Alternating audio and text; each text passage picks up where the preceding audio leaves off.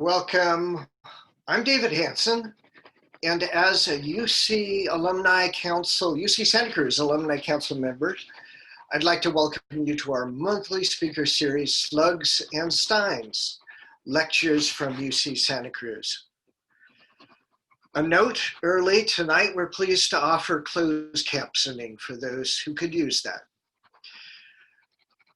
For those who are new, our Slugs and Steins series engages a UC Santa Cruz faculty member in a discussion with you, the local community of the Silicon Valley, and our extended community online, with the goal of making us all Renaissance women and men. We want to feel just like you're at UC Santa Cruz sitting in class, but with drinks.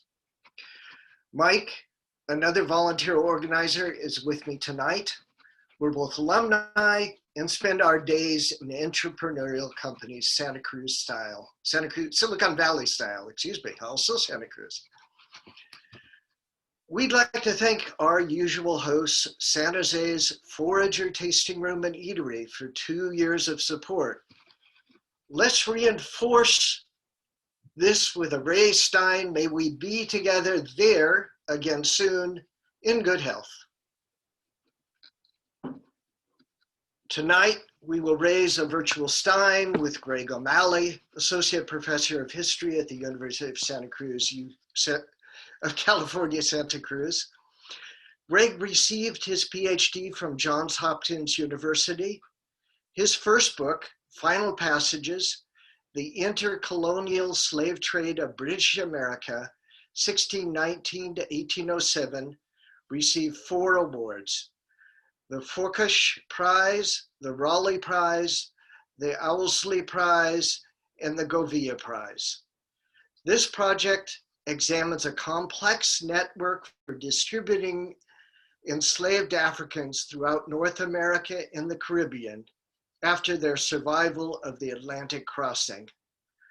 O'Malley is also co-editor of the Intra-American Slave Trade Database, an online research tool that documents more than 11,500 slave trading voyages from one port in the Americas to another.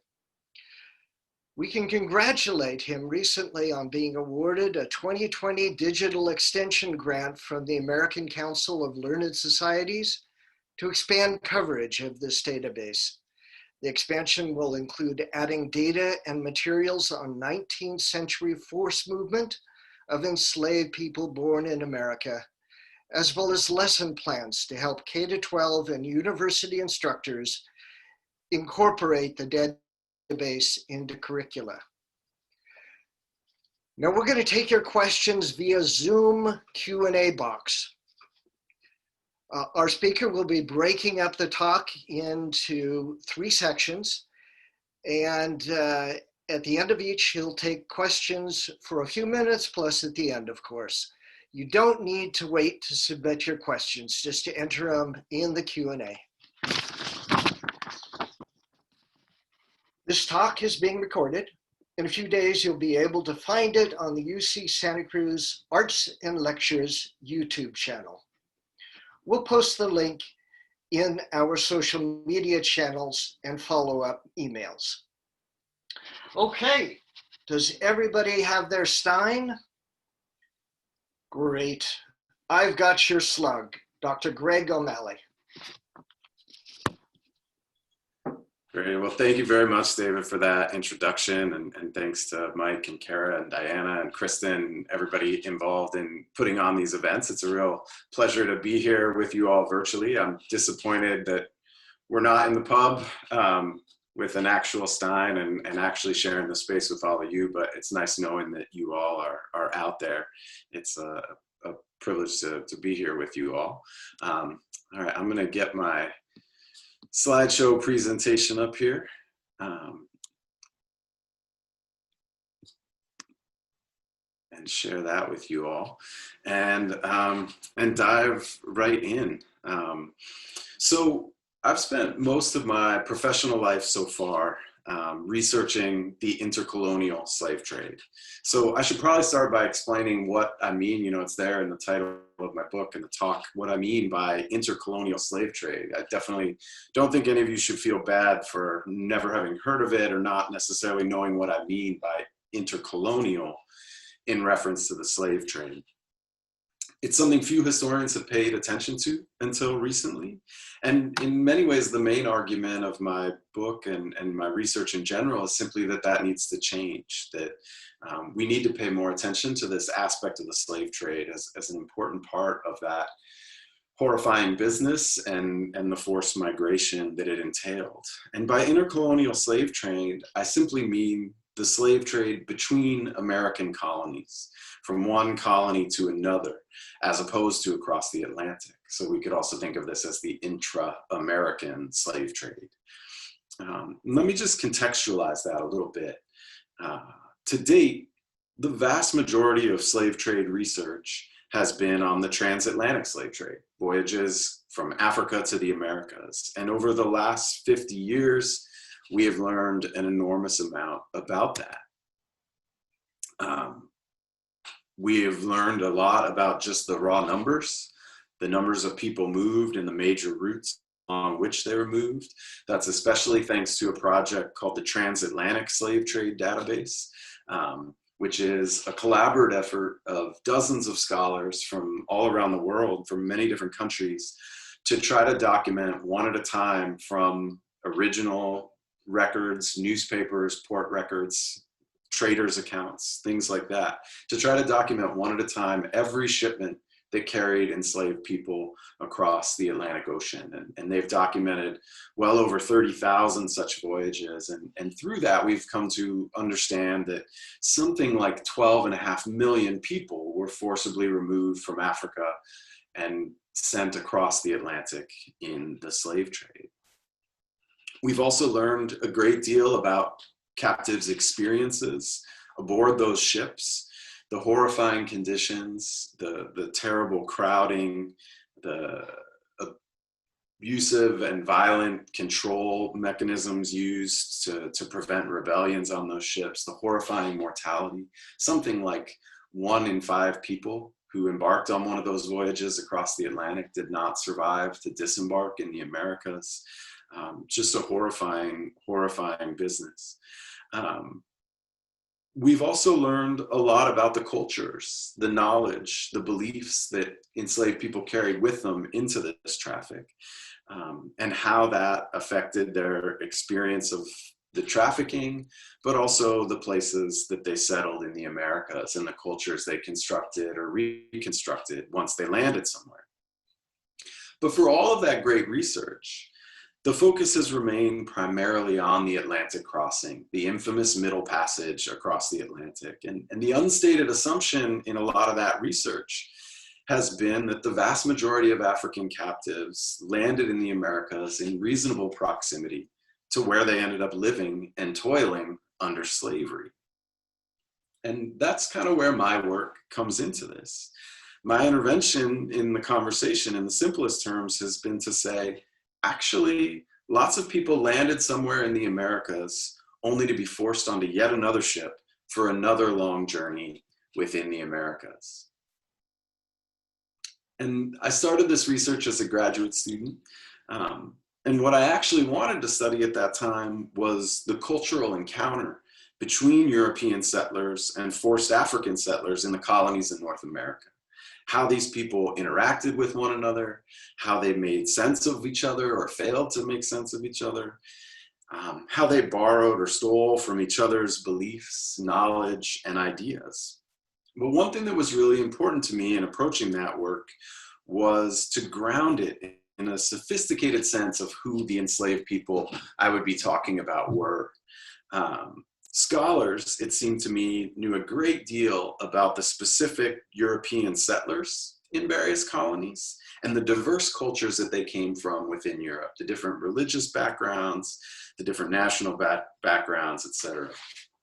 But they often talked about enslaved people in these colonies as generalized Africans.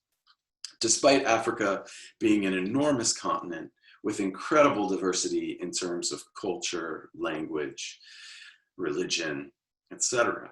So I set about reading everything I could about the roots of the slave trade to various colonies, trying to get a more precise understanding of who I would be talking about, who were the Africans in various places in more precise terms. But I quickly ran into a problem. Reading histories of slavery in various places and histories of the slave trade, something just didn't add up for me at all. Slavery and enslaved people were virtually everywhere in the Americas, but the transatlantic slave trade seemed much more concentrated. Ships seemed to go over and over again to a relative small number of American ports, delivering people, and yet the institution of slavery was in a much wider range of places. So I hypothesized the dispersal trade, another phase of this forced migration within the Americas that spread people out from those ports of arrival in the Americas. And so that kind of became my hypothesis or my research question that I pursued. And what I found exceeded even my own wildest expectations. And it became the subject of my dissertation in graduate school, and then eventually the subject of my book, Final Passages. And it turns out that this intra-American trafficking of people was huge. Modeling my work on that transatlantic slave trade database that I described a moment ago, one of the things I started out with just to get a handle on this intra-American trade was going through port records and building my own database, but this time a database of voyages from one place in the Americas to another. And I went through the surviving port records from all of the British colonies from which they survive. All the colonies in both the Caribbean and on the North American mainland.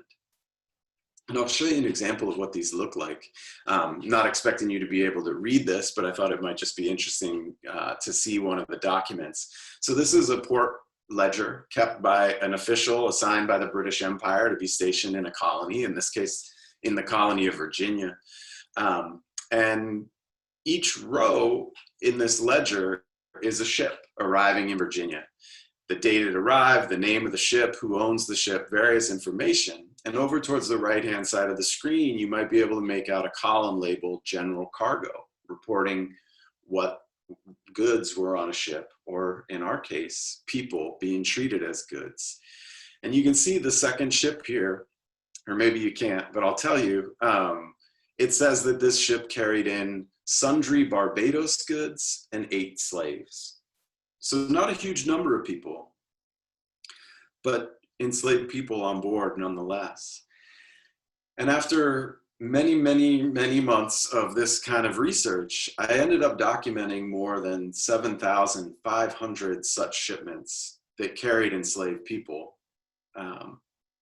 And so again, give a frame of reference, that's versus the transatlantic slave trade's documentation of 35,000 voyages across the Atlantic. But that's a project of decades and many scholars, and it covers all of the Americas, anywhere that enslaved people were taken. This is a database I compiled just looking at the port records of British America and working alone. So the scale of this, the number of voyages, the sheer number of voyages carrying enslaved people was just staggering. It amounted to a further forced migration of hundreds of thousands of people after the Middle Passage across the Atlantic. 250,000 people, it turns out, embarked on ships in the British Caribbean to be taken out of the British Empire into the colonies of France and Spain, both in the Caribbean and on the Central American and South American mainland. 75,000 people embarked on voyages in the British Caribbean and were rerouted to colonies in North America. To think about this another way, nearly 1 in 5 people who arrived in the British Caribbean in the slave trade, which is one of the most important destinations, millions of people arrived in the British Caribbean in the slave trade, and 1 in 5 of them then got on another ship that took them out of the British Caribbean to somewhere else.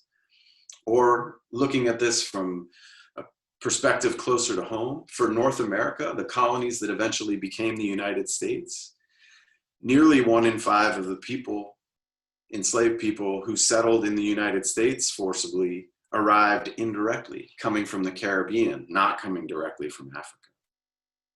And if we expand our view beyond just British colonies, which is where my research focused, we're talking actually about millions of people who landed in an American port only to move on again.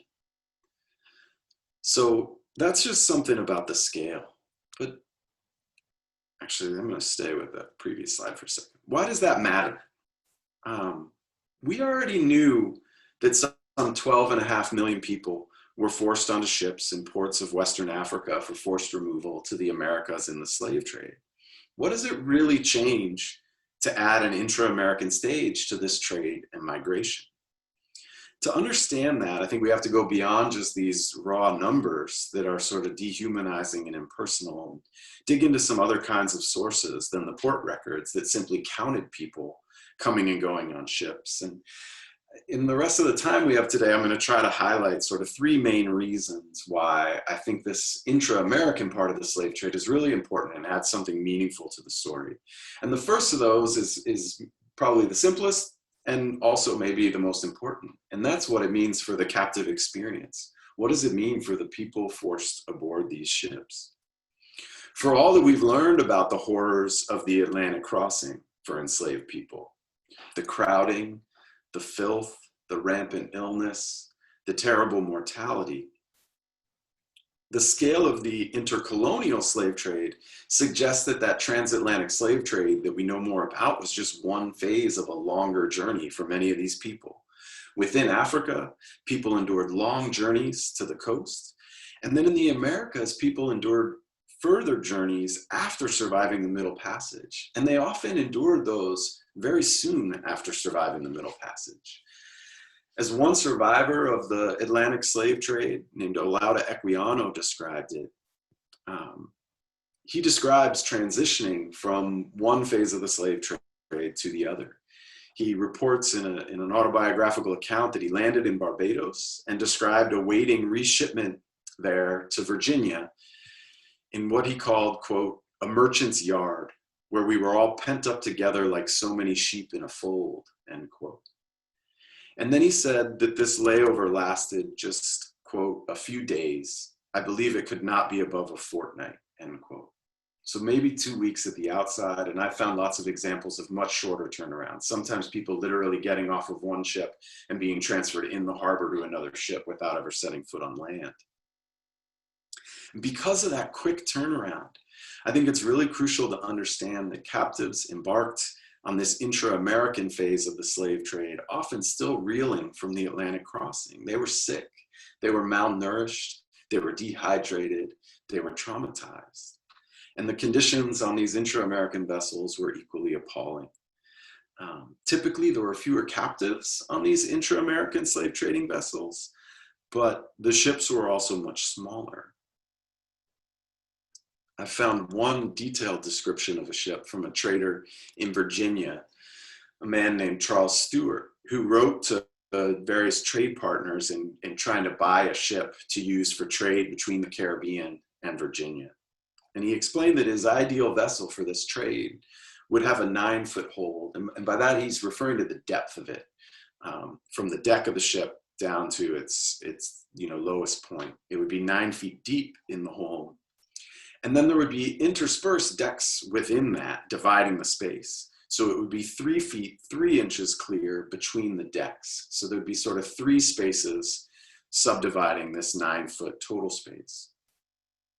And then he went on to specify later in this letter that such a vessel could, quote, bring slaves here between decks, end quote. So in that 3-foot, 3-inch space, people could be squeezed in and treated as cargo. Not surprisingly, in those kind of conditions, the mortality was horrific in the intra-American slave trade as well. In percentage terms, about 5% of captives died in this phase of the journey, which sounds like less than the transatlantic slave trade. But I think one thing that's really important to keep in mind to contextualize that, there's really 2 things I want you to keep in mind with that statistic. One is that the voyages were typically much shorter. So if you factor in time to calculate a mortality rate, people were actually dying at a faster rate in this intra-American slave trade, even though in raw percentage terms, it's less people dying. But I think the more important point to keep in mind with this is that the danger was cumulative. in some ways comparing transatlantic trade versus intra-American trade misses the point. People had to survive the transatlantic trade and then survive the intra-American trade immediately afterward. This is just compounding danger upon danger, hardship upon hardship. So that's sort of a bleak spot, but I think this would be a good moment to just sort of stop and see if there's any questions so far. It's a strange kind of talk where I can't see any of you out there in the audience, but hopefully making sense and you all are able to follow along. But I'd welcome any questions at this point to clarify things. Hey, thank you, Greg. This is Mike. I want to welcome everybody. We have a question from Mary Darrow. Why did so many end up in Brazil? Why did so many end up in Brazil? It's a great question. There's a couple things. So in the transatlantic slave trade, by far the two most important regional destinations were Brazil and the Caribbean. And the reason was similar in both, and that's sugar. Sugar in the era when the slave trade was most active was far and away the biggest crop being produced with enslaved labor in the New World. It was just a huge, huge industry. And sugar was being grown first in Brazil, and then later the Caribbean kind of takes over the sugar economy. Brazil also has some other commodities produced with enslaved labor. They later in the 18th century have a gold rush in Brazil. They discover gold in the interior, and lots of enslaved African people were marched into the interior and forced to work in those gold mining. Smaller scale diamond mining, but gold was really big business. So that's another economy in Brazil. But sugar was sort of the foundational for slavery in Brazil. A question from Leland Grant. Can you comment on the effect of the Fugitive Slave Act of 1850 on slavery and slaves? So that's definitely getting into a later time period than the one that I'm mostly dealing with, although something I'll talk about maybe a little bit later is the way in which with this intra-American slave trade database, we're now trying to push into a later time period and document more of the 19th century traffic. But the Fugitive Slave Act, I mean, I can try to answer the question, even though it's not something that I research a great deal, is really important in the run-up to the Civil War, because it required free states in the North to actively return runaway slaves to the South. So enslaved people's resistance to slavery in running away to the North, and really substantial numbers, was destabilizing the whole system and played a huge role in bringing about the Civil War, because that's one of the sources of greatest tension between the free states in the North and the slave states in the South, is what to do about all of these people escaping enslavement at great risk to themselves. They're not only freeing themselves by running to the North, but they're destabilizing the whole system and destabilizing the Union itself. So that's what I see as the greatest significance of that law. It's an attempt by the South to make the North play ball with their slave system. And when the North refuses, it's one of the main steps on the road to the Civil War. Well, next we have a question from Samuel Feldman about kind of the business side of this horrific trade. How did it make sense from a business point of view to allow such a high level of death, which would have cut into their profit margins significantly? Yeah, that's a great question. And the truth is that mortality was something that slave traders worried about a lot, not out of humanitarian concern, but as the question indicates, out of a concern for their bottom line. And the general trend over the history of the slave trade is that mortality does decline somewhat, somewhat significantly as people understand the spread of disease better, right? This is also an era of growing scientific understandings of human health. And some of that gets applied to this terrible business. Crowding does go down a little bit over time. But for traders, the calculus was always weighing the number of people they could pack aboard a ship against the economic losses associated with mortality. And so for them, they were willing to tolerate some loss of life in order to run, make these runs across the Atlantic with very full ships. And that's the cold, hard calculus. It's just incredibly ugly business, and something I'll be coming back to a little bit later in the talk, I think, is the important dehumanization legacy of this treating of people as commodities for trade in this horrifying business. And actually, that might make a good segue for me to move on, because the next section of the talk that I want to get into is about profitability and how we think about the profits from this business. So I think the question is kind of a natural segue. So maybe I'll move on a little bit, and then we'll do some more Q&A in a bit. Does that make sense? Okay. Yeah, we have a lot of questions coming up, but don't worry, we'll get to them later. Okay. Great. Thanks for those great questions so far.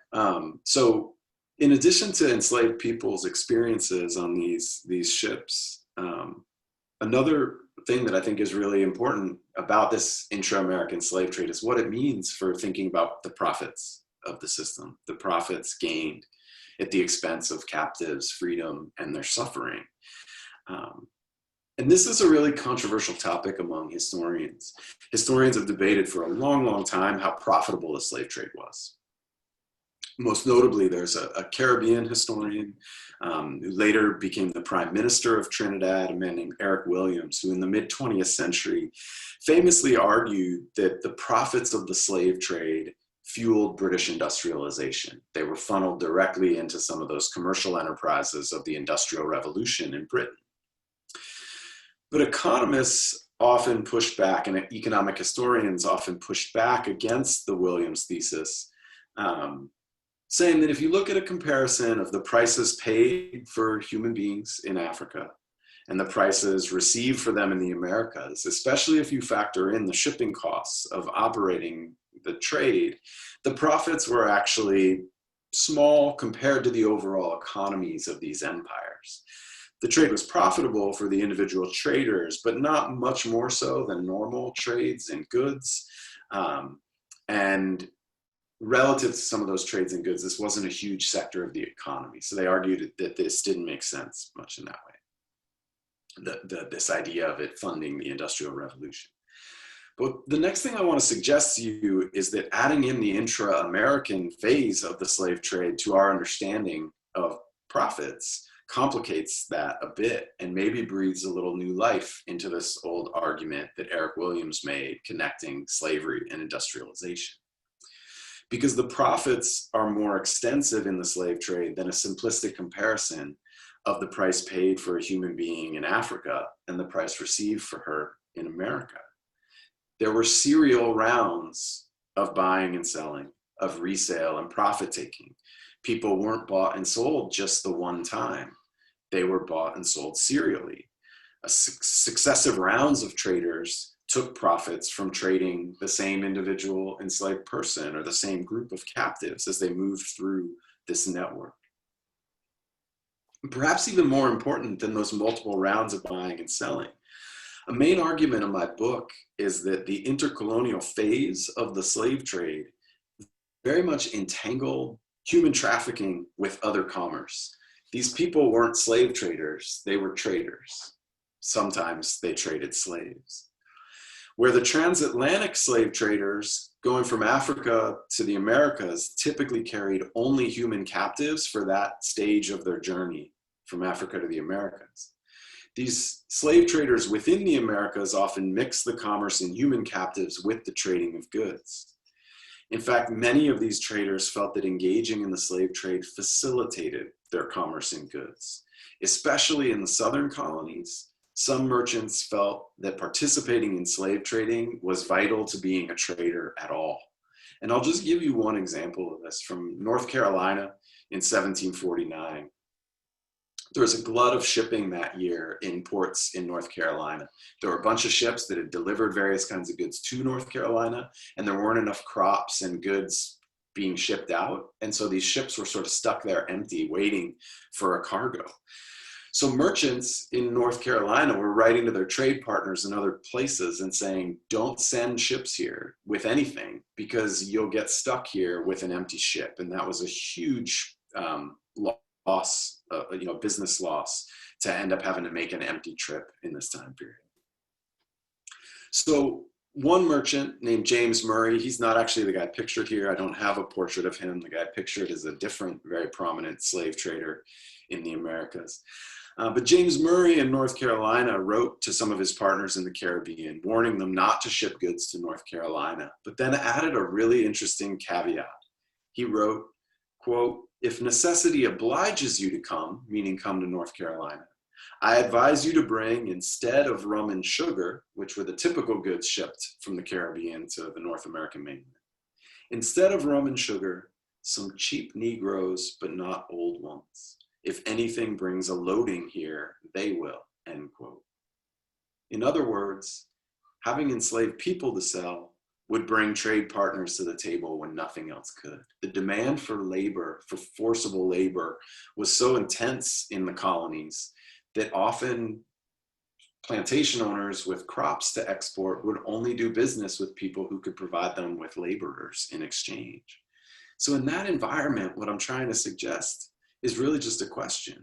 Where do the profits from slave trading end and the profits of other commerce begin? They're entangled with one another.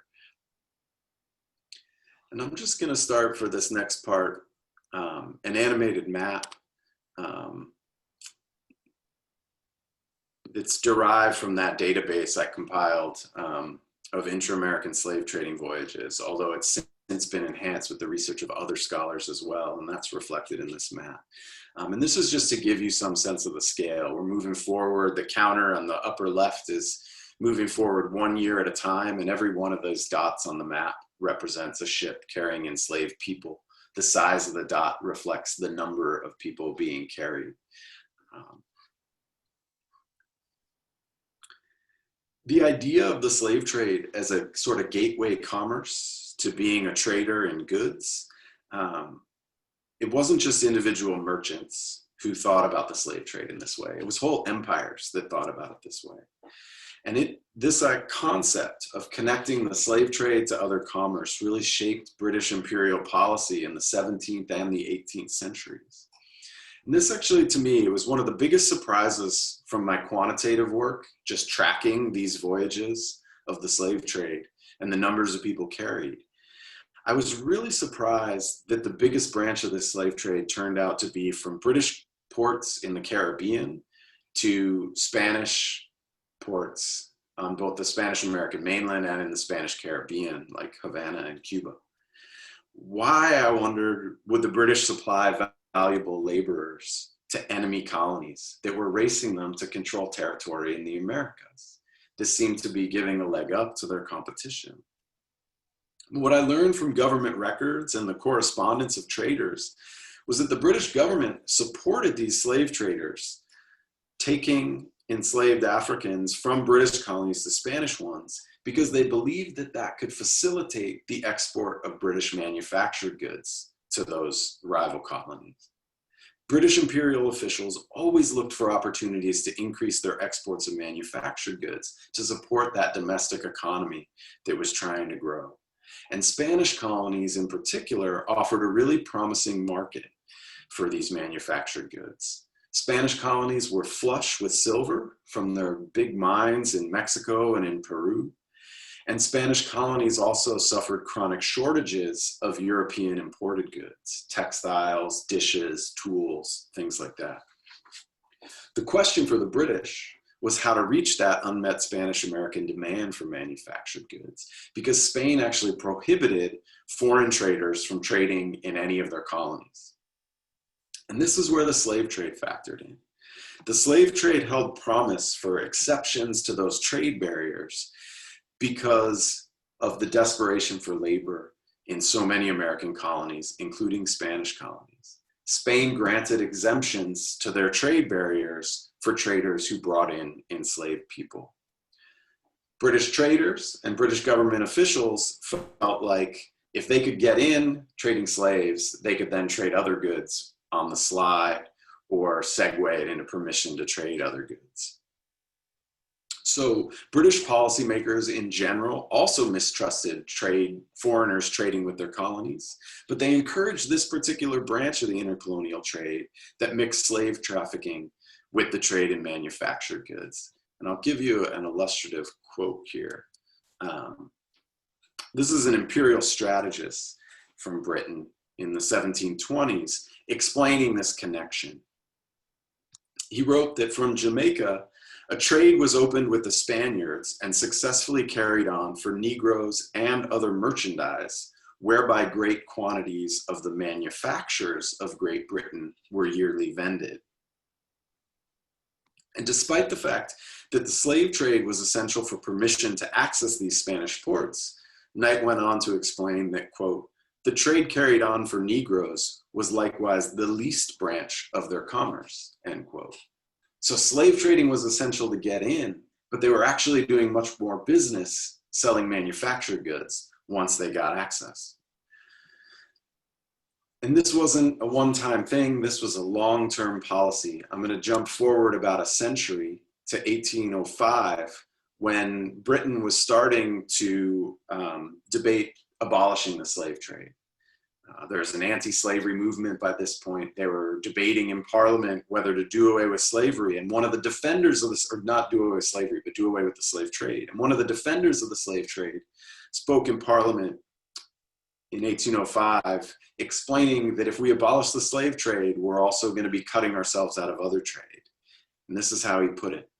A trade to the Spanish Main, meaning mainland Spanish America, trade to the Spanish Main for British manufacturers is covered wholly by a few slaves, and the trade dependent altogether on that share in the assortment, meaning on the slave trade part of the cargo. So here again, the profits of other commerce are being bolstered by the trade in slaves. And most notably, this is the manufacturing sector of Great Britain in the 18th century. This is the start of the Industrial Revolution. These are the goods, textiles, mass-produced pottery. This is the heart of the Industrial Revolution. This is the start of it. And they're creating a market for those mass-produced goods through slave trading.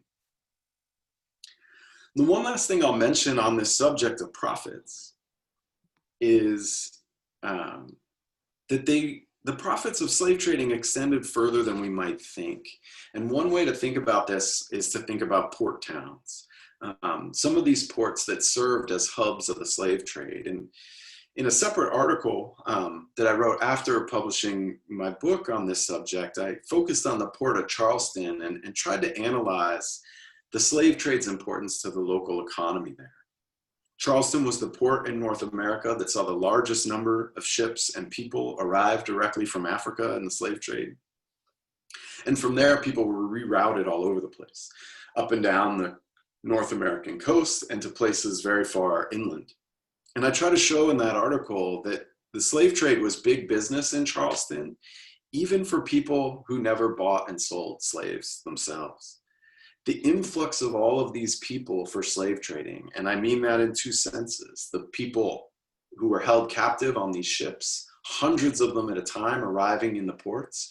These were small towns of several thousand people in the colonial era. So hundreds of more people flooding in meant business. The captives needed provisions for the weeks that they would spend in port, in quarantine first, and then awaiting sale. They would all need clothing. They were shipped across the Atlantic without clothing, typically, partly for sanitation reasons on the slave ships. The clothing all just became filthy and vectors for disease. So they were bought clothing to make them more presentable for sale when they arrived in these ports. They needed medical treatments, but also planters and prospectors would converge on these port towns when the slave ships arrive. They needed lodging. They conducted other business while they were there. So for innkeepers, for local farmers, for fishmongers, for porters, for the doctors and nurses who tended to the ill captives, they all saw surges of business when slave ships came in. So the profits of this trading were very diffuse, and I think that's a really important thing to think about. And maybe I'll pause there and take a few more questions at this stage before I jump into sort of the last reason why I think this intra-American slave trading is really important. Thank you, Greg. Many questions coming in. First, on records, were there any attempts to hide the fact that there were slaves on the boat in these records? And secondly, did they include information? This is from Claudia Webster. Did it include information regarding the areas in Africa where the slaves originated? Both great questions. So the answer to the first is really simple, and the answer is no, at least in the vast majority of cases. For most of the time period when the slave trade was operating, it was legal, it was considered legitimate, and the reason I'm able to document all of these voyages is that people came in and checked in with the port authorities in town. And so to give you a sense of how commonplace this was, the example port record that I showed you all didn't show this, but the way they were typically laid out, they would be sort of a grid. They're basically a handwritten spreadsheet, and there would be columns for different commonly traded commodities. So for barrels of rice, for tobacco, for each trade good would have its commodity, and right there alongside goods there would be a column usually labeled Negroes or new Negroes. The phrase new Negroes was used to capture that these were African individuals arriving rather than people who had spent any time in other colonies and learned English and things like that. So they would just have a column for enslaved people as a commonly traded commodity in these ledgers. It's really horrifying to see how dehumanizing these records are. It's a really powerful and depressing thing to look at. And they just write a number. It's just the number of people is recorded in those ledgers for ship after ship. So they aren't trying to hide this. There are occasions where, for avoiding taxes or getting around some of these trade barriers, actually a lot of the trafficking from British colonies into French colonies was illegal. France didn't have the same kind of exemptions they would grant to let slave ships in. So there was a lot of smuggling between British colonies in the Caribbean and French colonies in the Caribbean. But by and large, it's mostly a completely, legitimate in the eyes of society at the time. It's a legal trade. Sorry, I lost track of the other half of the question. Can you remind me? It concerned the origination data around the origination of slides. Yeah, it's pretty minimal. There are rare cases, usually where I'm able to find some information about that. It doesn't appear in those kind of port records. Sometimes, though, the traders themselves do comment on the regional background of people within Africa, because plantation owners did have their preferences. They're usually based on sort of weird, half-understood ideas about African ethnicity and the regional backgrounds of people. So like they would say things like they didn't want Calabars. Well, Calabar is not an identity, an ethnicity or a nation within Africa. Calabar was a port on the African coast. It was one of the places a lot of British slave traders went to acquire people. So when the planters said they didn't want to buy Calabars, they meant the kinds of people who typically came out from that port, who didn't think of themselves as Calabars. They were most often speakers of Igbo, which is a language group, and came from a variety of different communities in what's now Nigeria. So that's just one example. So the traders would sometimes talk about in very broad and vague strokes, the regional backgrounds of people, but it's usually pretty hard to get much more precise than that about backgrounds. Right, I have a question from David Anthony. To your knowledge, is there comparable research work being done for other slave nations like Portugal, Spain, Netherlands, Denmark, Sweden, France, etc. on one hand, and regarding the overland Mediterranean and trades to the Indian Ocean world and Asia on the other? Yes. So in terms of the other, imperial spheres or other nations, there is a lot of work being done. And in fact, when I describe a little bit more the database, it now exists online. The database of voyages that I compile from these British port records, but it's also, I've collaborated with scholars studying other parts of the Americas and other empires. And so it's much more robust than when it was just my research alone. I'll describe that a little bit more in a minute. So one of my chief collaborators on that is a scholar named Alex Barucki, who's at University of California, Irvine. And he focuses on this human trafficking between Brazil and into some of the Spanish colonies of southern South America, so into what's now Argentina and Uruguay, for example. So there are people working on this in lots of different places, and a big part of this expansion grant that David mentioned in the introduction, that we just got to expand the intra-American slave trade database, is to expand that collaboration further and bring more scholars into the project. Also, we're trying to push into a later time period, into most of my work is focused on the 17th and 18th centuries. We're moving more into the 19th century, where it's more of a slave trade that's forcibly moving people born in the Americas rather than survivors of the Middle Passage across the Atlantic. Because the transatlantic slave trade is abolished, but different empires at different times, but both the United States and Great Britain do it at the same time in 1807. Meanwhile, the United States is expanding westward and bringing the institution of slavery with it. A huge domestic slave trade emerges in the United States to take people from the older slave states like Virginia and Maryland and bring people to some of the newer slave states like Louisiana and Mississippi. Most of those people were not African-born individuals. These were people who had been born in the Americas in a colony like Virginia or North Carolina, and were put aboard ships and sold, shipped around to the Gulf and sold.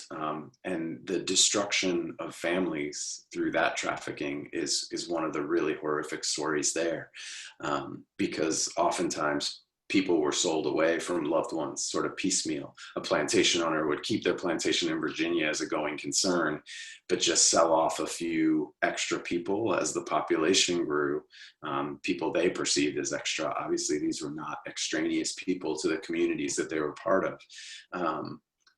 So the just pattern of families being torn asunder by that domestic slave trade is a really heartbreaking chapter of American history. Do we still have time for one or two more, Greg? Yeah, I mean, it's up to you. I'll definitely take more at the end, so I can march on, or we can. Well, how about one more at least? Cheryl, okay, we'll do one more. Sounds good. Is concerned about gender distinctions, and she recalls from grad school readings that there were more females who came to North America in comparison to those going to Brazil and the islands.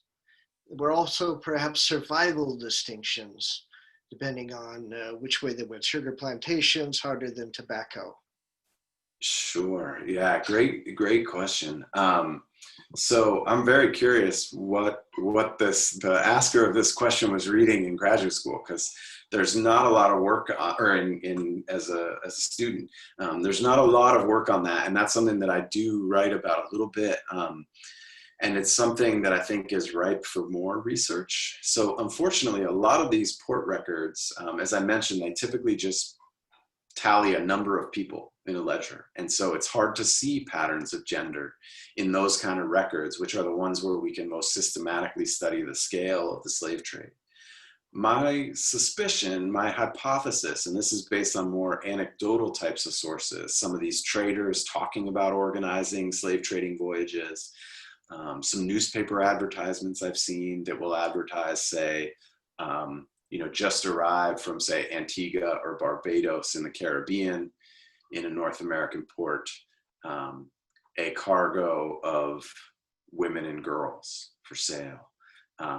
So a small shipment of people that's focusing only on female enslaved individuals. So my suspicion is that there were more women and girls moved to North America in this arm of the slave trade, in the intra-American, which would have enormous implications demographically. It's an outsized importance. I mean, that would be an interesting story anyway, but the overall transatlantic slave trade was about 2/3 male, 1/3 female. Almost, it's just under that. It's something like 64, 65% based on the voyages for which we know sort of the sex breakdown of the people on board. So it's heavily skewed male, which has huge implications for all kinds of things socially, but also just demographically for reproduction. And now, if any significant percentage of those females were disproportionately taken out of that Caribbean population and moved into the North American population, I think it contributes long-term to the pattern that we see, which is that a relatively small number of people taken to North America in the slave trade grows to a really enormous population. It's about 500,000 people, a little less, we think, African people delivered to what becomes the United States in the slave trade. By the eve of the Civil War, it's an enslaved population of more than 4 million people. So that population actually grows over centuries. I mean, the first enslaved arrivals in Virginia is 1619, the Civil War is 1861 it starts. So there's a long span of time. The Caribbean population, far more people are brought in and the population does not grow. It needs this continual replenishment through the slave trade. And part of that is that indeed mortality seems to have been more devastating in the Caribbean. Yellow fever, other tropical diseases. There are a number of factors that contribute to that. But I think another factor is that a population with no women can't grow. And so I think the skewing of gender in the slave trade becomes quite striking. And that actually, I think, does make a pretty good segue to diving back in, because the last piece of this that I want to talk about is how this intra-American phase of the slave trade helped shape the African diaspora. And how it shook up who went where in this trafficking. The patterns in the transatlantic slave trade tended to connect certain West African regions, or certain African regions, I should just say, with particular parts of the Americas. But the complex patterns of dispersal in the slave trade within the Americas rerouted some of those streams of the migration, sometimes in terms of ethnicity. Some of you may have seen news stories in the last week or two about the recent study that researchers at 23andMe published, where they analyzed the DNA samples submitted by thousands of African Americans for what they can tell us about the African roots of the African American population. And they found that the DNA suggested origins in a broader range of African regions, a more diverse population, in other words, than just studying the transatlantic portion of the slave trade alone had led them to expect. And they argued in their study that the intra-American slave trade can help explain how people got shifted around in more complex ways. So that's a really interesting way to think about it. I actually have some quibbles about some of the findings of that research, but they cited my work for the bit about the intra-American slave trade. So hooray, footnote, if nothing else, right? But the impacts of the intra-American trafficking on shaping the diaspora went well beyond ethnicity and these regional backgrounds in Africa and where people ended up in the Americas. There were also patterns with regard to gender and age that shaped Black life. And it worked perfectly that the question was about gender, because I was going to give an example about age. Slaveholders, for example, in northern colonies like New York, Massachusetts, Pennsylvania, they often received children through the intercolonial slave trade. And picking up on that question we had earlier about the Fugitive Slave Act, one of the reasons why the time period I work in is quite different than that later 19th century period is that there were no free states in the North. There were no free colonies. The colonies, or the states that eventually did away with slavery in the North, did so after the American Revolution. often with gradual emancipation. So their slavery lasted in those places for a while into the national period. In the colonial era, slavery was everywhere. It was legal everywhere, and it was practiced everywhere. And there's this disturbing pattern where some of these northern colonies preferred to bring in children. So, for example, a Philadelphia trader named Robert Ellis in 1748 wrote to some trade partners in the Caribbean saying, quote, "If you should have a ship with Negroes this spring, you may send 20 or 30 young boys and girls to Philadelphia, and I shall endeavor to dispose of them to advantage." Northern colonists, it turns out, preferred enslaved children because they wanted to train them for domestic service in their households. They also were interested in training them as kind of apprentices to artisan crafts, but apprentices who would never become free and become competitors. So enslaved children were trained to be bakers, to be jewelers, to be shoemakers, but they would be held enslaved and would just increase the output of a workshop for their entire lives. But the point I want to emphasize about this is that for the development of African-American cultures, I think such a skewed age pattern in the forced migration has really profound implications. Sold without their elders, young captives settled in households with few, if any, other Africans. They were much more fully cut off from the cultures of their birth than was true for enslaved people who landed in what we can think of as the plantation colonies, where there were larger numbers of people and many more adults. In those conditions, I don't think it's that surprising that some of the earliest African-American Christian preachers and some of the earliest African-American English language writers and poets, such as Phillis Wheatley, who's depicted here, famous poet, that these individuals emerged in the northern colonies, where slavery was much smaller, but disproportionately, that's where we see some of the earliest Black preachers, Black poets, Black writers. There were fewer Africans present in the North, but their circumstances forced them to assimilate more fully and learn English at a young age. And they were cut off from their African cultures because their elders weren't with them. Whereas in the South, where larger numbers of people arrived directly from Africa and with many more adults among them, we see much more evidence of continuities of African cultures, sweetgrass baskets, or as this really rare and valuable painting of enslaved people celebrating a moment of sort of culture in the 18th century. Traditions of dance, the banjo itself is an African instrument or has African roots. The clothing styles depicted here, there's a number of things that anthropologists study about this painting, about this sort of continuation of African ways. But I also have to admit that if I have a critique of my own book, it's that I couldn't do more of that kind of work. Exploring these kinds of cultural impacts. I got so deep in the rabbit hole of figuring out how the slave trade worked. I couldn't do the research on the ground in the Americas on some of those implications, which is a bit ironic considering it's how I started, was with an interest in those questions. But I felt like we needed a preliminary step to be taken in the scholarship and understand these patterns in the slave trade.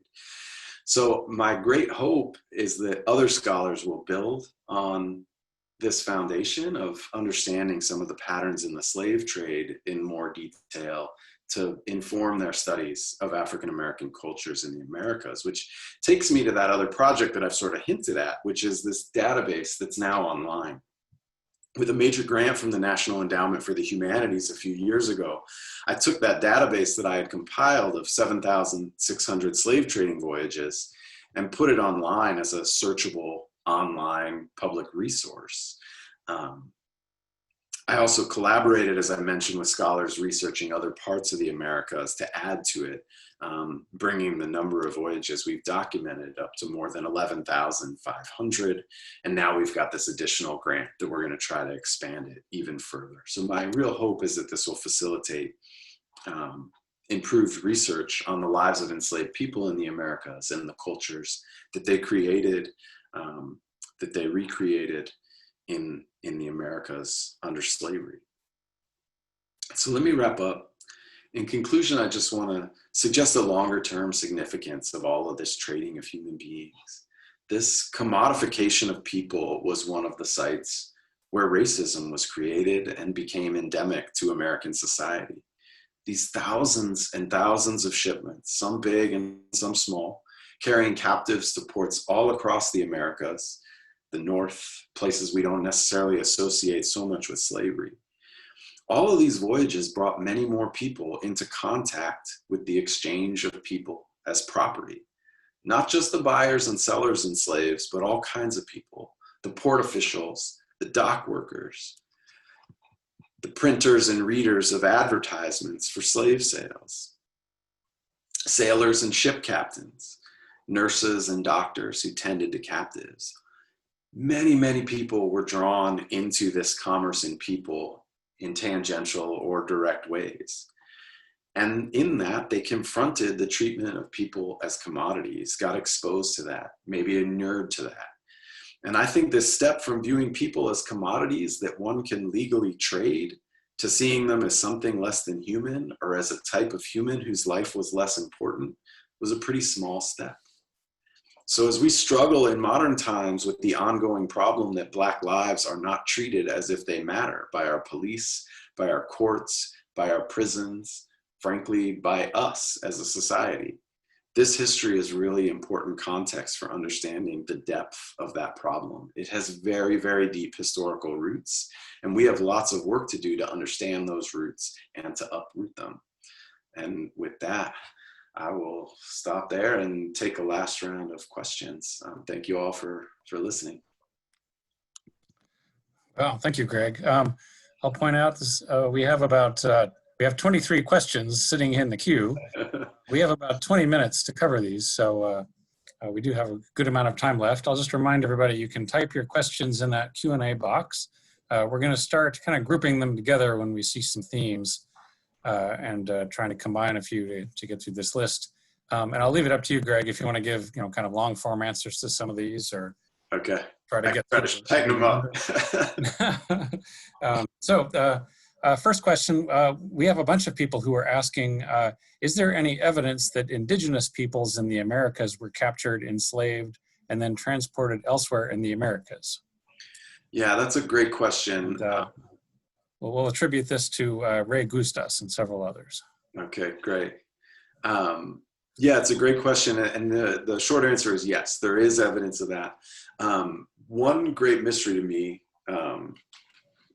is why I haven't found more of it in the port records that I've studied, because we know from other kinds of sources that this was happening on a significant scale, and that sometimes it was a reversal of direction of one of the major routes of the trade in enslaved African individuals, that there were so many African people being brought from the Caribbean into the colonies in North America. And oftentimes North American colonies would send captives taken in wars, appropriating land from indigenous American people, and they would ship them out to the Caribbean and sell them to plantation owners down there. For some reason, those voyages don't show up in a significant scale on the port records. So I don't know why that trafficking was treated as somewhat different, but I haven't found nearly as much evidence as that as I would expect to find, even though other historians researching that subject have shown with tremendous evidence that this was going on. It's not visible in the kinds of records I was looking at. And I find that very strange, and it's a mystery that I haven't really been able to solve. But one thing that I think factors into it is I think there has been some tendency to assume that most of the indigenous American peoples enslaved in North America were shipped out for reasons of control, separating them from homelands, making them, it harder for them to resist. I think more of them were being held as slaves on plantations in North America than historians have fully reckoned with. And there is some interesting new research along those lines that's suggesting that there were far more indigenous American people enslaved right alongside African people on American plantations, and that we haven't always done a good job as historians of sort of recognizing that both kinds of enslavement were happening. Interesting question from Len Locke, extending from the importance for development of large manufacturing. What about large financial institutions? For instance, how often were slaves purchased on credit? How often were slaves used as collateral? And to the degree that this is so, how did this play out differently in Britain, the US, and Spanish America? Wow, that makes it a huge question. I don't know if I can cover all of that. So it's really interesting because the answer to it is very complicated. So I guess the short answer to the question is slave trading took all kinds of different forms. There were huge corporations for slave trading. For instance, there's a company called the South Sea Company that's a British company that for a period of time negotiated a monopoly right to the slave trade to Spanish America, which they mostly operated out of these British Caribbean colonies for a few decades. And it's a huge company. They sold stock. And so there were these corporate interests, but there's also a lot of these voyages are organized by individual merchants who just own a ship and they're speculating on a small scale. Credit was extended a lot. People did buy enslaved individuals on credit. Oftentimes that credit was issued by a selling merchant who sold enslaved people on commission in an American port. So I had the portrait up a while ago of Henry Lawrence, signer of the Declaration of Independence. He's later a member of the Continental Congress, et cetera, but he made his fortune slave trading. But he actually didn't typically buy and sell enslaved individuals. The way he made most of his money slave trading was as a selling agent for British slave traders. So when their ships would come into Charleston, they're sitting in, London or Liverpool or Bristol. He would sell the enslaved people on commission and earn a 5% commission. And enslaved people were expensive. So those 5% commissions added up, selling, a cargo of 300 people arriving. But he would extend credit. And the reason they used a local selling agent like that was that the person on the ground in the port knew better who they could extend credit to at less risk, who was trustworthy in the local community. So that was another big business. The other thing that I would be remiss not to mention is the insurance industry. The insurance industry has its origins in this time period. It's mostly an 18th century phenomenon. Lloyd's of London basically got its start insuring slave ships. And some of the most horrific incidents actually in the history of the slave trade that I won't go into right now, but involve gaming the insurance. So incredibly dehumanizing. And it's another way in which businesses where they never bought and sold slaves, but they profited from slave trading by selling insurance to the people who bought and sold slaves. Oh, Greg, we have a few questions on really the African origins of the trade. From G. Williams, why didn't the traders focus on sub-Saharan people? Why not the nomadic people of North Africa? And a related question from Kathleen Wright, how and by whom were captives gathered in Africa? Gosh, these are great questions. So the truth, the first one, I guess the short answer would be they did in some cases trade slaves with North African peoples. But there was actually a longer standing, before the rise of the transatlantic slave trade, there were already smaller numbers of sub-Saharan African people who were marched in the caravan trade across the Sahara and sold into the Mediterranean region. That trafficking of people predated the transatlantic slave trade and actually persisted after the transatlantic slave trade ended. So that was a long-running phenomenon. Although it was still mostly a trafficking of sub-Saharan African peoples. In terms of the who gathered or who did the enslaving, it's a thorny question. And I think one of the things that's really important to understanding the answer is recognizing that our modern racialized understanding, we tend to assume a sort of solidarity among Black people or African people, but that didn't fit with notions of identity at the time. So there was an institution of slavery in sub-Saharan Africa. It functioned differently and than the one that emerged in the Americas, but people were bought and sold and held as slaves in sub-Saharan Africa.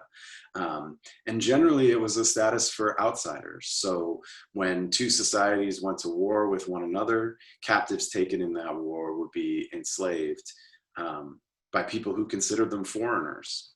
So most of the people, I often get the question from students in class, you know, why would an African slave trader sell their own people, is the way my students often want to phrase the question.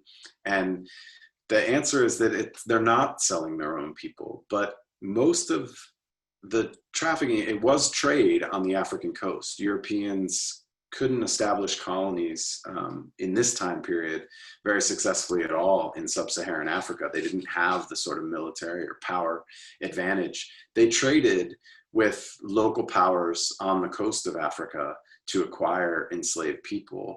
But it's really important, I think, also to recognize that the scale of the Atlantic slave trade, which was just staggering, is the largest transoceanic migration in history to that point, slave or free.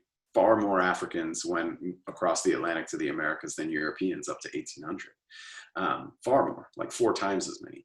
So the scale of that really put pressure or gave incentive to various enslaving societies in Africa to raid other communities, make captives, enslave them and sell them to Europeans. So the rise of this Atlantic slave trade really expanded the institution of enslavement within Africa. We have a question from Yaman Wang. I'm curious to know if during your research you came across records indicating African slaves and coolies from Asia were trafficked side by side, and if so, do you perceive any differences in how they were managed? It's a great question, but I'm afraid I don't have much of an answer. The simple answer is no. I haven't seen that, and I think it's mostly a function of time period. The trafficking of people from Asia into the Caribbean mostly emerged in the 19th century as kind of a response to the abolition of the transatlantic slave trade.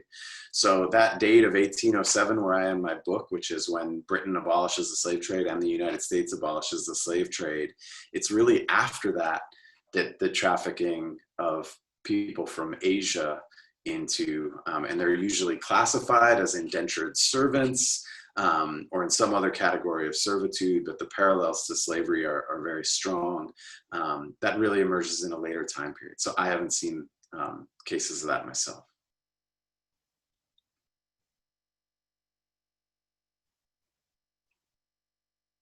Oh, sorry, Mike, I think you're muted. I was. Yeah, I have a question here from Tina Wong. Are there populations, maybe Haiti, that are made of mostly descendants of slaves? And if so, what are they? Yes, there are lots and lots of populations. So, you know, a sizable proportion of the US population are the descendants of enslaved people. And the proportions of populations in numerous societies in the Caribbean are even larger. The Caribbean may be, you know, the only major region in the world that traces a majority of its population to historic forced migration. The huge percentage of many Caribbean nations are people of African descent who were forcibly relocated, or whose ancestors were forcibly relocated there in the slave trade. I mean, Haiti is a very good example. In the 18th century, the French colony of Saint-Domingue, which eventually becomes Haiti, just explodes, and it becomes the biggest producer of sugar in the world. Huge numbers of enslaved people brought in, something like 1 million people in the slave trade just go to that colony alone. And then there's a huge slave rebellion that turns into a revolution, and Haiti becomes an independent nation through slave rebellion.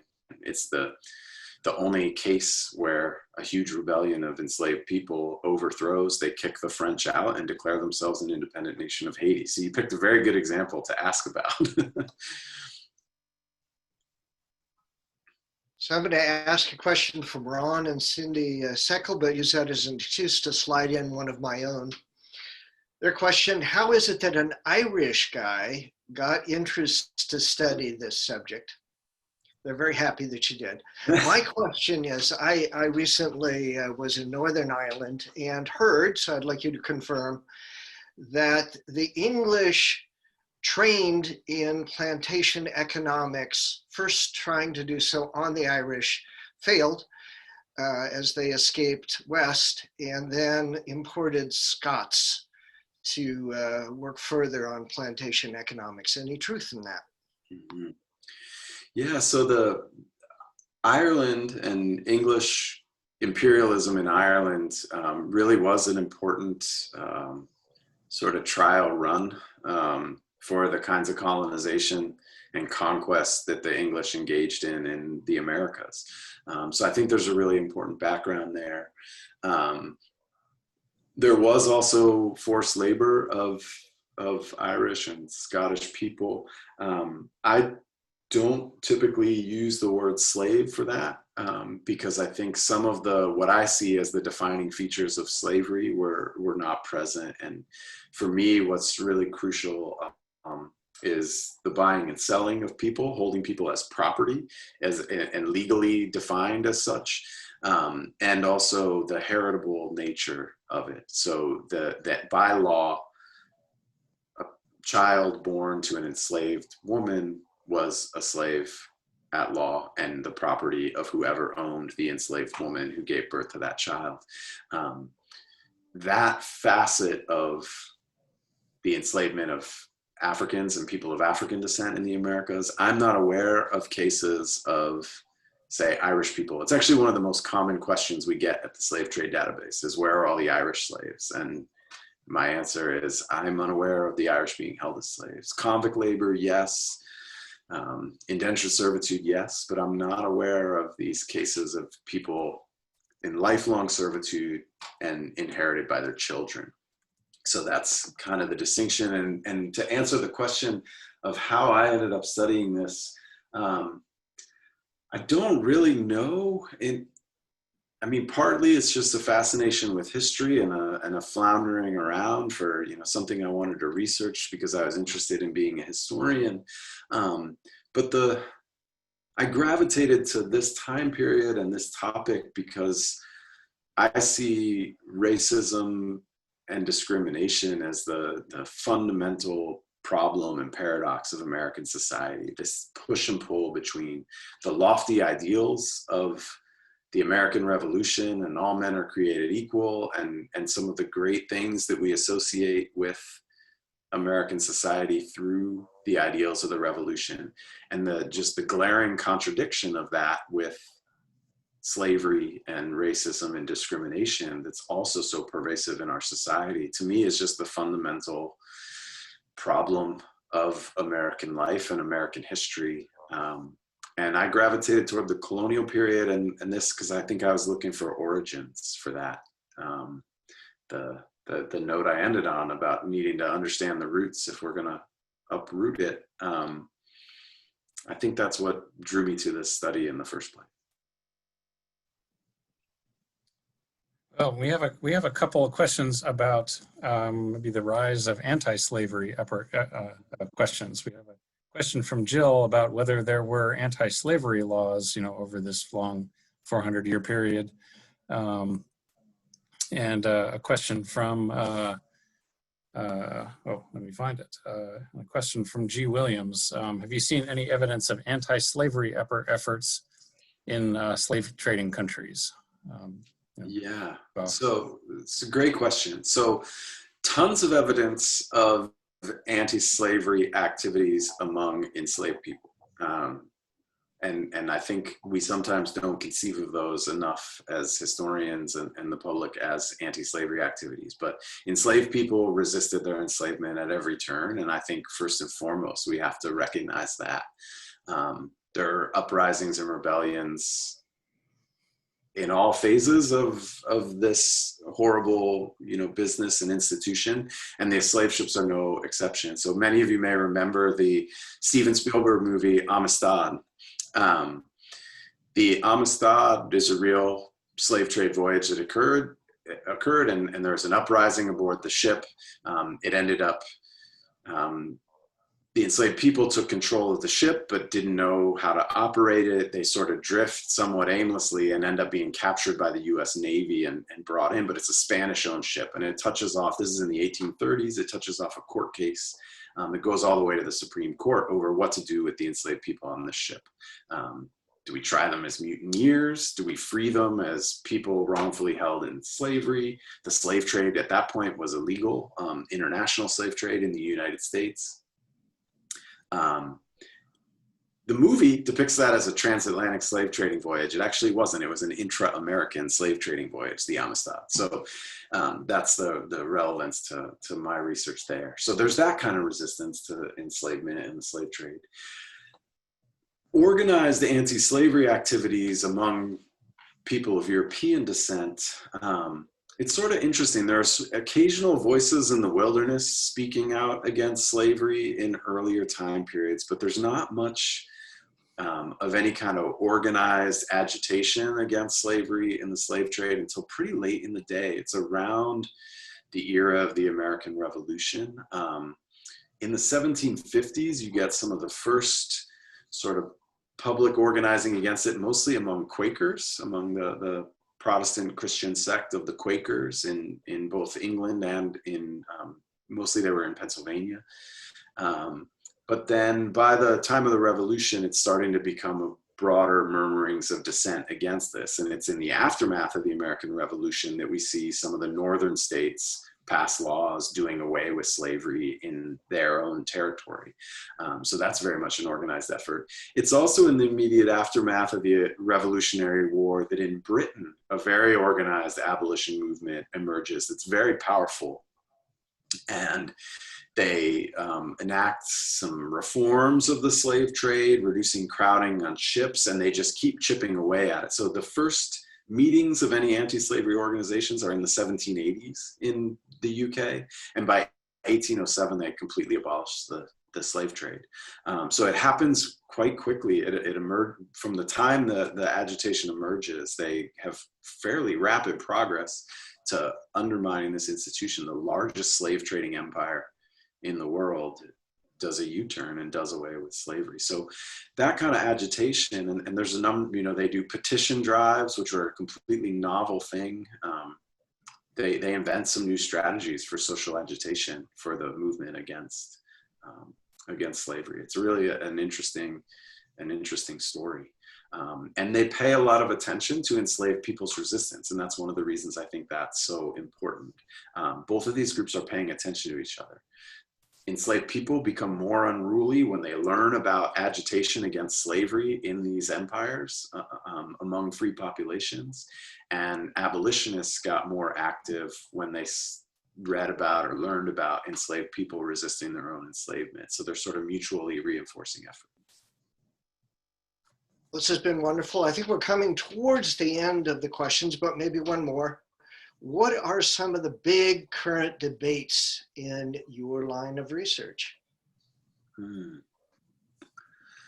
That's a great question. So interestingly, one that I'm in a very sort of tricky position for, there is some questioning of the kind of database work that I've been involved with. That some people see that kind of quantitative work as dehumanizing, and that's been something that's very contentious in the field. So we tend to have studies that do all this sort of quantitative approach, figuring out the main roots of the slave trade. and then separate people studying the experiences of enslaved people, looking at the very rare narratives we have from survivors of the slave trade.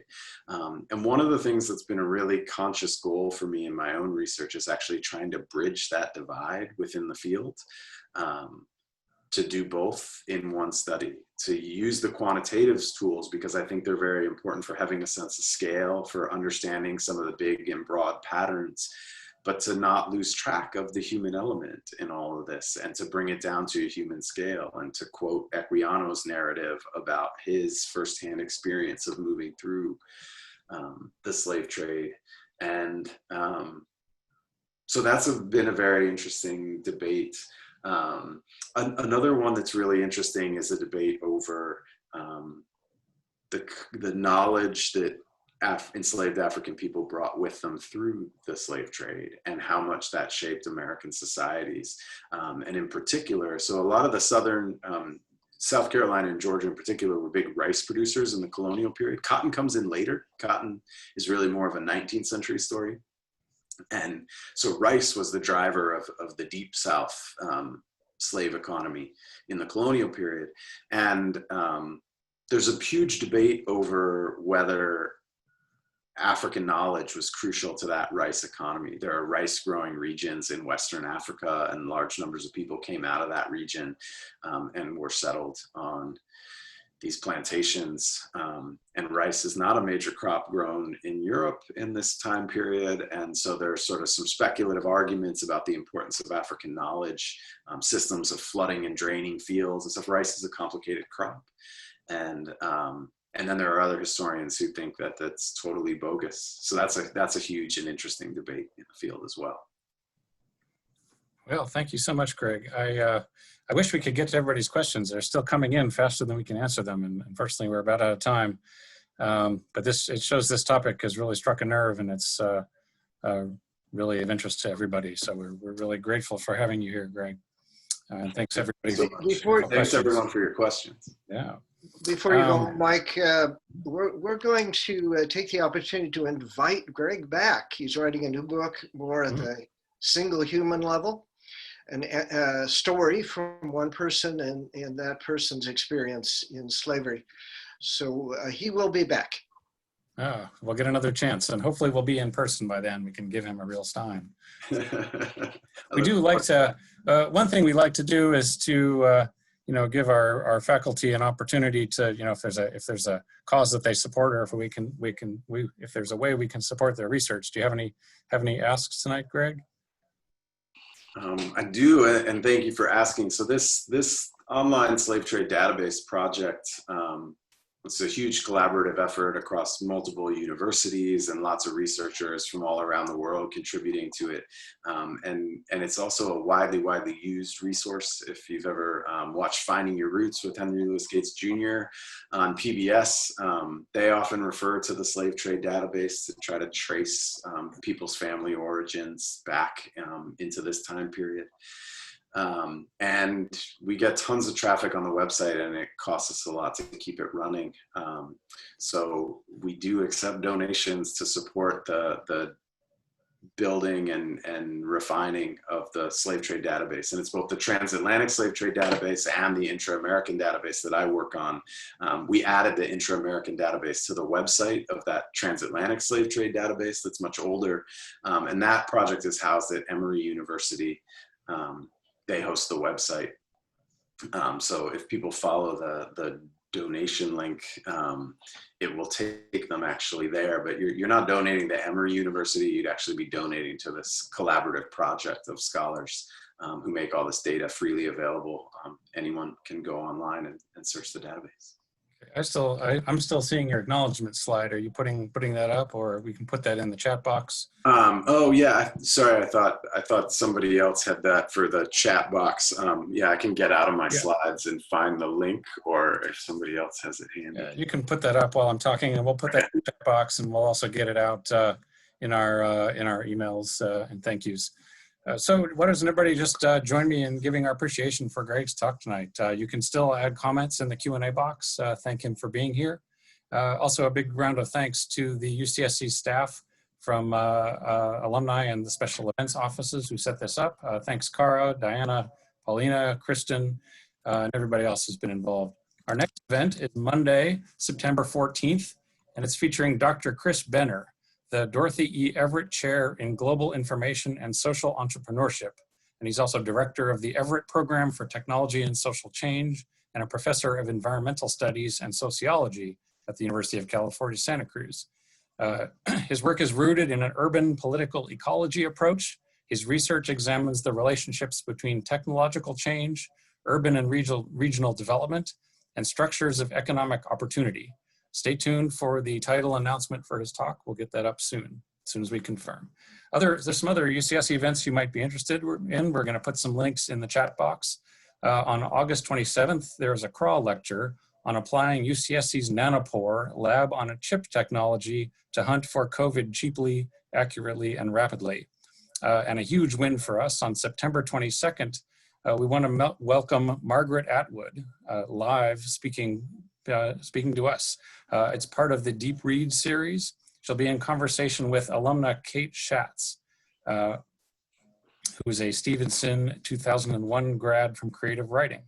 Margaret Atwood, of course, is a New York Times bestselling author of Rad American Women A through Z, William Bro Adams. Oh, sorry, this is Kate Schatz.